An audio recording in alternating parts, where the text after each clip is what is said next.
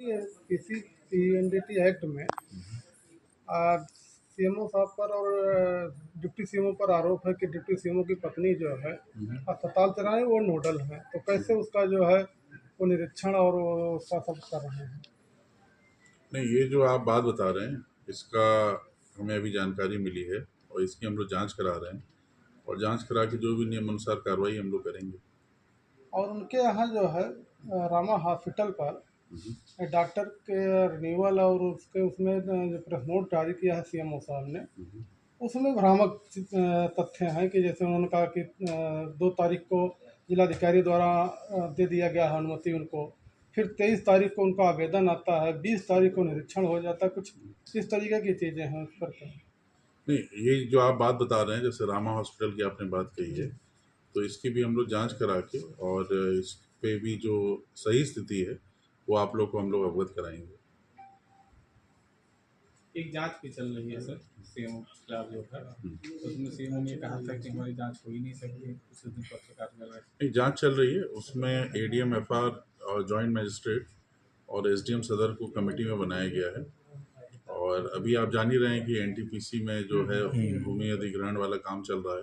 तो सभी अधिकारी उसी में व्यस्त हैं, तो मोस्ट प्रॉब्ली अगले हफ्ते से इस जांच को कंप्लीट कराया जाएगा। लेकिन सर सीएमओ ने कहा कि डीएम साहब हमारी जांच नहीं करा सकते हैं। अब वो जो कह रहे हैं उनका अपना बोलना है, बट ये है कि हम लोग जांच करा के जो भी सही होगा उस बात से